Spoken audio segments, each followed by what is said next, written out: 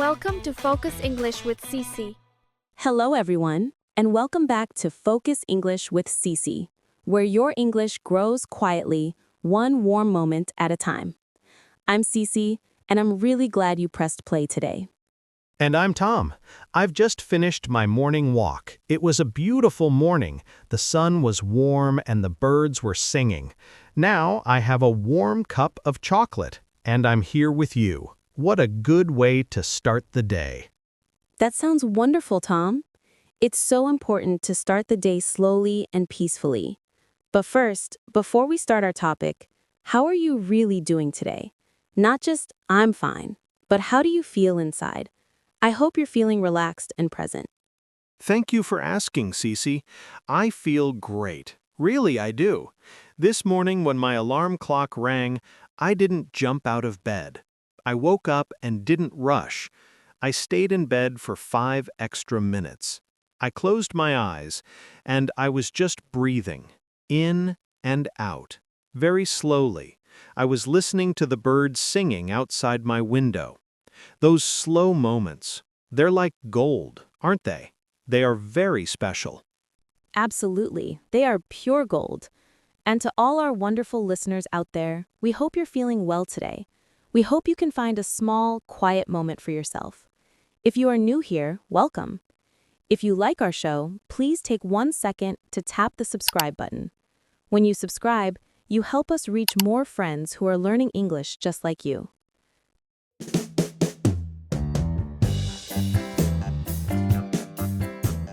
Now, Tom, let's talk about our topic for today.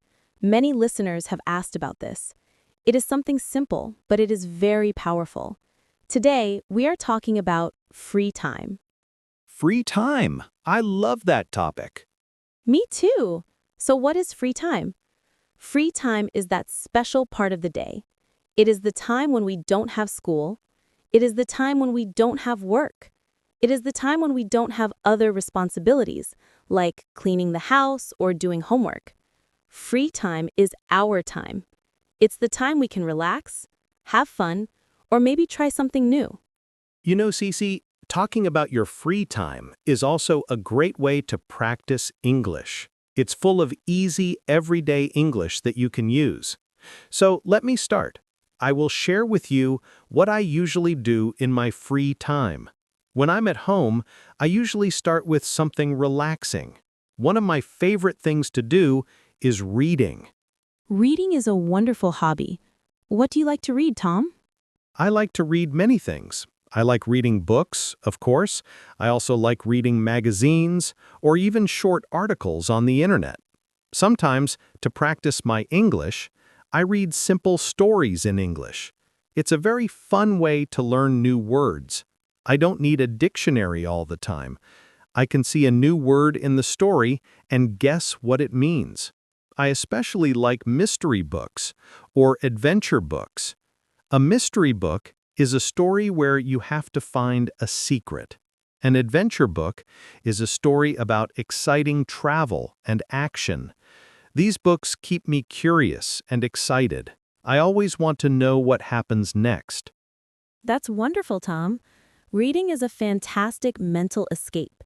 An escape is when you can forget your problems and go to another world in your mind. Books can take you to magical places. Now, speaking of escapes, let's talk about something else that can change our world: music. I wonder, Tom, does music completely change your mood? For our listeners, mood is the way you feel at a certain time. For example, a happy mood, a sad mood, or a calm mood. Oh, music is amazing. It absolutely can completely change my mood. It's like magic. If I'm feeling happy and energetic, I listen to pop songs. Pop songs are popular songs with a strong beat. I listen to them and sometimes I sing along. I sing loudly, even if my voice is not very good. It makes me feel even happier. I do that too. What about when you're not feeling happy? If I'm feeling stressed from work or if I'm just tired, I put on calm music or classical music. For example, piano music or guitar music. It is very soft and slow. This kind of music helps me relax. It helps my mind become quiet and helps me focus. I totally relate. That means I understand and feel the same way. When I'm stressed, my favorite thing to do is take a hot bath and listen to classical music. I close the door, the water is warm, and the music is beautiful. It truly is the best way to unwind. To unwind means to relax after a period of work or stress. Now, let's practice a quick phrase for our listeners. This is a very useful sentence. Please say it with us. Ready? In my free time, I like listening to music. Let's say it again. In my free time, I like listening to music. That's a great sentence. Or you can also say, I enjoy listening to podcasts. A podcast is a show like this one. Let's practice that too. I enjoy listening to podcasts. Perfect. Now, Tom, you mostly talked about activities you do indoors. Indoors means inside a house or building. But I know you also enjoy the outdoors sometimes. Outdoors means outside, in the fresh air. What kind of activities draw you outside? Yes, I'm more outdoorsy than I sound. Outdoorsy means you like to be outdoors. For me, the best outdoor activity is very simple. Walking through the park. But there is one rule: no phone. I leave my phone at home or I put it in my pocket and I don't look at it. I just walk. I look at the tall trees. I feel the wind. And I have time to just think. That's my favorite kind of silence. A quiet time with nature. That sounds so peaceful. I should try that. I always take my phone with me. You should. It feels very free. Also, I love to meet my friends. When I meet my friends, we might play sports. We like to play simple sports, like football, where you kick a ball, or basketball, where you throw a ball through a hoop. Sometimes we play badminton. Playing sports with friends is so much fun. We laugh a lot. It's also a great way to work as a team. To work as a team means you work together to win. Great. So you're a mix of an indoor, cozy kind of person and an outdoorsy sports person. It's funny how free time looks different for everyone. But tell me, when you're with your friends, do you ever find that planning things is a bit difficult? You know, trying to choose a day and a time that is good for everyone? Oh yes, all the time. Sometimes coordinating everyone's schedules is very tough. One friend is busy on Monday, another friend is busy on Tuesday, a third friend can only meet in the morning. It can feel like we are herding cats. Herding cats? That's an interesting phrase, Tom. It sounds funny. I have a picture in my mind of you running after many cats. What exactly does that idiom mean? An idiom is a special phrase where the words together have a different meaning from the individual words. Exactly. Well, imagine trying to gather a group of 10 cats. You want them all to go in one direction, through a door. Is that easy? No, that sounds impossible. One will run to the left, another will climb a tree.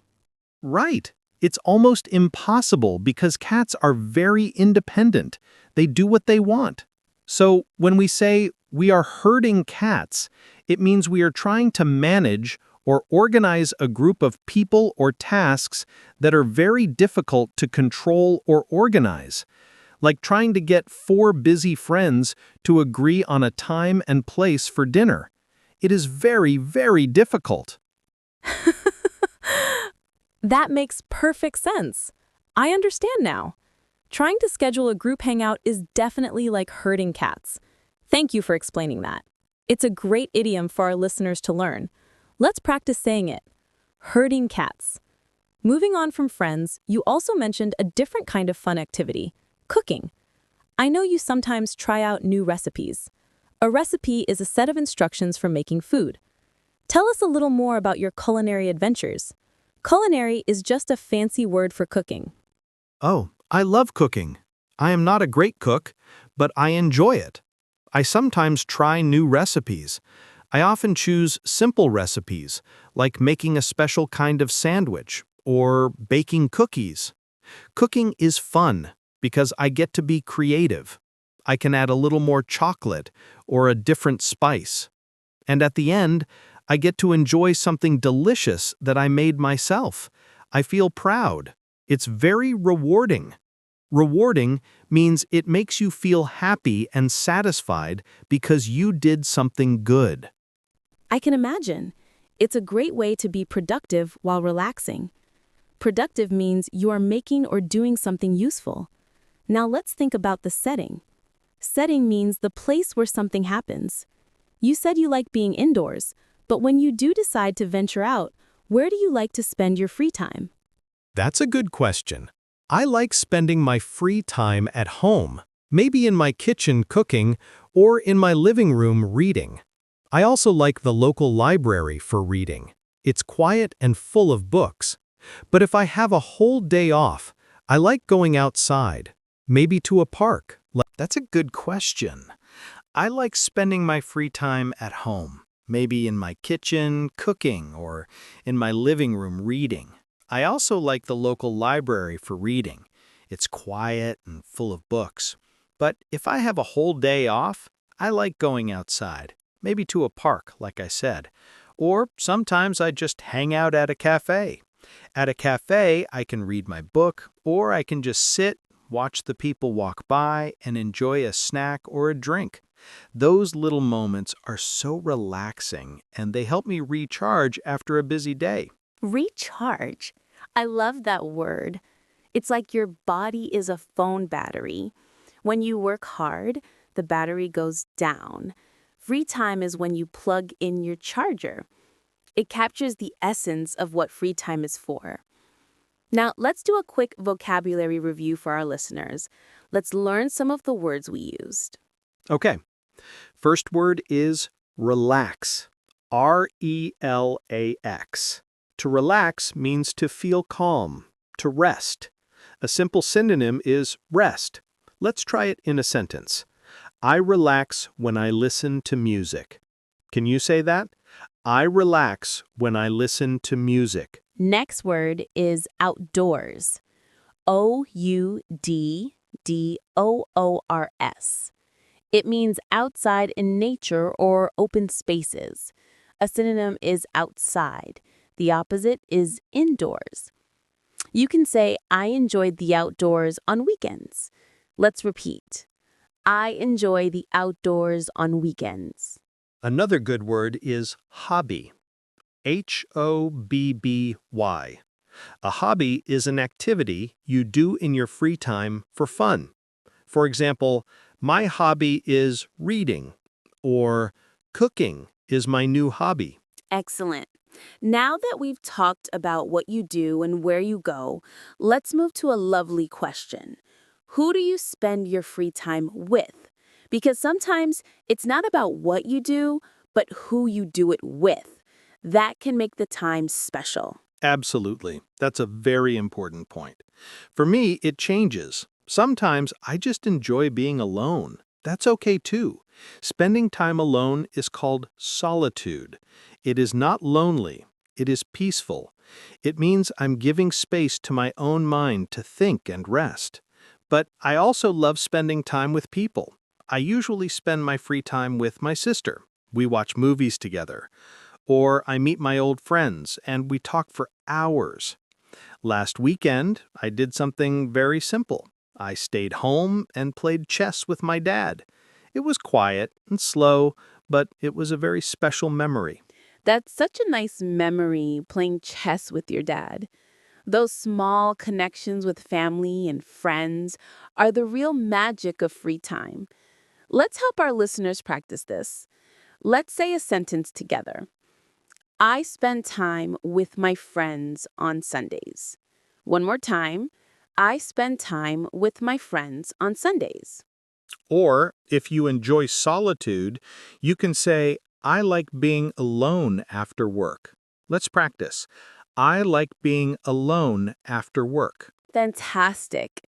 Now, let's talk about the big moment we all look forward to, the weekend, Saturday and Sunday. Even just saying the word weekend makes me smile. Tom, what are your weekend plans? Oh, yes, the weekend. It's like a small holiday every week. For me, my perfect weekend is slow. On Saturday, I like going to the farmer's market. A farmer's market is a place outside where farmers sell fresh fruit and vegetables. I love picking fresh fruit. Then maybe I will walk by the lake with music in my ears. On Sundays, I usually sleep in. Then I just relax at home. Maybe I'll read a book or watch a movie. That sounds perfect. For me, my favorite weekend activity is meeting my cousin at our favorite cafe. We always sit near the window, we drink coffee, eat cake, and we just talk about life. It's simple, but it's perfect. Listeners, let's try to say this out loud. On weekends, I like going to the beach. Or you can change the beach to your favorite place. For example, on weekends, I like going to the cinema. Now, Tom, you often seem to manage your work and rest schedules so well. You always seem calm, but do you ever feel overwhelmed? Do you ever feel overwhelmed by all the responsibilities you have? Absolutely, Cece, of course. There are days when I feel like I'm juggling too many balls at once. It's exhausting. Juggling too many balls at once? I've heard that one before. It's another great idiom. Could you explain that idiom for us? Of course. Imagine a person in a circus. This person is a juggler.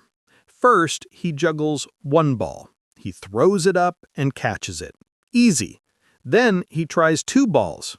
A little harder. Then he tries to juggle 5 balls at the same time. He throws them up one after another. He's trying to keep all 5 balls in the air. It's very difficult.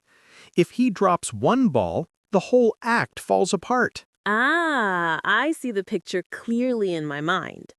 So, when you say you are juggling too many balls at once, it means you are trying to handle too many things at the same time. You have many jobs or problems or responsibilities, and you're struggling to keep up. It's when you have too much on your plate.